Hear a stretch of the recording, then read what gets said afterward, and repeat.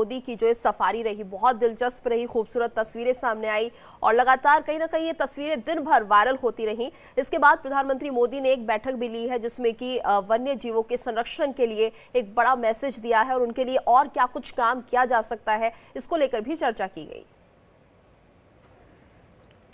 बिल्कुल, मैं बता दूं तो जिस तरह से प्रधानमंत्री नरेंद्र मोदी का 3 दिन का दौरा है वो आज खत्म हो चुका। दोपहर में जब सासणगिर में जो वर्ल्ड वाइल्ड लाइफ डे था उसकी सिलसिले में जो एक बैठक का आयोजन किया था वो बैठक खत्म करके वो निकल चुके हैं। हालांकि जिस तरह से उन्होंने जंगली जानवरों खास करके वाइल्ड लाइफ के लिए जो अपना लगाव दिखाया है, क्योंकि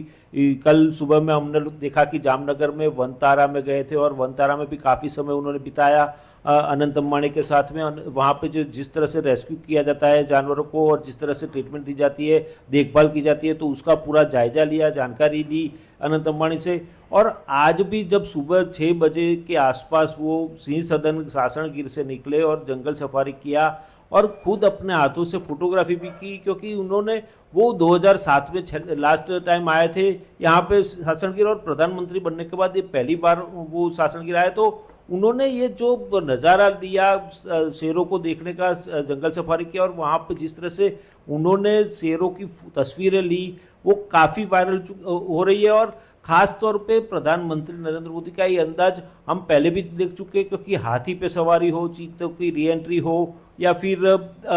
मोर को दाना खिलाना हो अपने निवास स्थान पे या बछड़े के साथ लाड़ करना हो अपने निवास स्थान पे, तो इस तरह से जानवरों के प्रति जो अपनी जो लगाव है वो दिखाते हैं हमेशा। और इस तरह आज भी उन्होंने जिस तरह से शेरों के बीच में जाके वहाँ पर उन्होंने तस्वीर खींची है और जिस तरह से शेरों की सवारी देखी और शेरों को देखा है, उसके बाद जो बैठक हुई, बैठक में भी खास तौर पे प्रोजेक्ट लायन के ऊपर ज़्यादा फोकस करने के लिए, ज़्यादा जोर देने के लिए बताया गया, क्योंकि पहले गुजरात में 3 जिलों में ही शेर दिखे जाते थे, लेकिन अब जिस तरह से प्रोजेक्ट लायन का जैसे जैसे आगे बढ़ता जा रहा है, प्रोजेक्ट लायन आगे बढ़ता जा रहा है, तो वैसे वैसे 9 जिलों तक शेर पहुंच चुके हैं। तो उनका संवर्धन और उनका संरक्षण किस तरह से हो, उनको सुरक्षित कैसे रखा जाए, क्योंकि 2001 में जब मुख्यमंत्री के तौर पे नरेंद्र मोदी आए उस टाइम पे शेरों की संख्या 327 थी। जो 2020 में उनकी पॉपुलेशन गिनी गई शेरों की तो उस टाइम पे 674 हुई थी। तो उसको ये जो आबादी है वो कैसे बढ़ाई जाए शेरों की, उसके लिए भी इस बैठक में चर्चा हुई। इसके अलावा देश के अलग अलग राज्यों में, अलग अलग इलाकों में जिस तरह से अलग अलग प्रोजेक्ट चल रहे हैं वाइल्ड लाइफ के लेके, तो उसके ऊपर भी बातचीत की गई है। जी बिल्कुल। और ये देखिए अभिजीत, क्योंकि जिस तरह से यहाँ पर वन्य संरक्षण का एक बहुत बड़ा संदेश उन्होंने दिया है, खासतौर से एशियाटिक शेरों को लेकर, क्योंकि इनकी जो प्रजाति थी वो लगातार कम हो रही थी और ऐसे में अब कहीं ना कहीं जनसंख्या में वृद्धि हो रही है। ऐसे में जो प्रोजेक्ट लायन है उस पर भी काम किया जा रहा है, तो इसके तहत और क्या कुछ यहाँ पर होगा, क्या अभी और देखभाल की जाएगी जिससे कि जितने एशियाटिक लायन हैं उनमें और बढ़ोतरी की जा सके?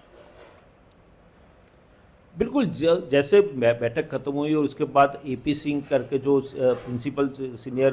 सीएफए है, उन्होंने मीडिया से बातचीत करते हुए बताया कि ये जो घोषणा है प्रोजेक्ट लायन की, वो घोषणा तो प्रधानमंत्री नरेंद्र मोदी ने ऑलरेडी 15 अगस्त 2020 में कर दी थी लाल किले के प्राचीर से। और उस टाइम पे उसके बाद 2022 में 100 करोड़ रुपए की लागत, 100 करोड़ रुपए का आवंटन बजट में किया गया था प्रोजेक्ट लायन के लिए। और अब जाके जब गुजरात सरकार ने भी इसमें, गुजरात सरकार भी साथ में जुड़ी है, तो दोनों का मिला के 2927.71 करोड़ का जो लागत से ये प्रोजेक्ट लाइन है उसको आगे बढ़ाने का और उसके जरिए जहाँ जहाँ ज़रूरत हो वहाँ पर रेफरल सेंटर शुरू करने की भी बात को जोर लगा के बताया गया है। हालांकि जिस तरह से जूनागढ़ में न्यू पिपलिया के पास में एक नया रेफरल सेंटर शुरू हो रहा है, क्योंकि सासणगिर में एक रेफरल हॉस्पिटल है जानवरों के लिए, जो जानवर इंजर होते हैं या उनकी तबीयत नादुरुस्त होती है तो उनको वहाँ लाके ट्रीटमेंट देके उनकी देखभाल करके वापस जंगल में छोड़ दिया जाता है। लेकिन नया रेफरल सेंटर शुरू करने की भी जो बात है वो न्यू पिपलिया में चल रहा है काम, और आने वाले दिनों में वो भी शुरू हो जाएगा। तो उसके चलते कहीं ना कहीं जो शेरों की आबादी है उसको किस तरह से बढ़ाया जाए, क्योंकि जिस तरह से आबादी बढ़ती रहेगी उतना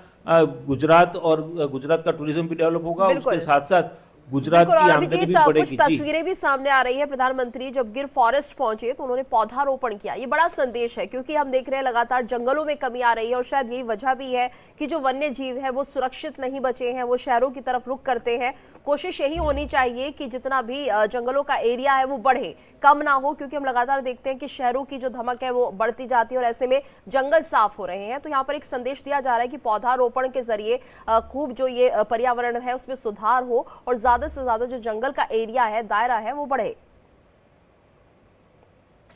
बिल्कुल, प्रधानमंत्री नरेंद्र मोदी का एक ही मकसद है कि देश का विकास हो, शहर का विकास हो, गांव का विकास हो और साथ में जंगल का भी विकास हो, किसी का विनाश ना हो, सबका विकास हो। तो इसीलिए उन्होंने ये जो सबका विकास सबका विश्वास वाला जो नारा दिया है उसको चलते ही दिया है और वो भी चाहते हैं, वो भी पर्यावरण के प्रति काफी जागृत हो और उन्होंने भी काफी बार संदेश दिया है कि जिस तरह से जंगलों को काट दिया जाता है उसको काटना बंद कर देना चाहिए, क्योंकि जैसे जंगल का विनाश होगा तो इसके कारण अपने पर्यावरण पे नुकसान होगा, साथ में वहां पे जंगल में रहने वाले जानवर और बिल्कुल, और शायद ये संदेश आज प्रधानमंत्री मोदी ने पूरे देश और दुनिया को दे भी दिया। धन्यवाद आपका इस पूरी जानकारी के लिए।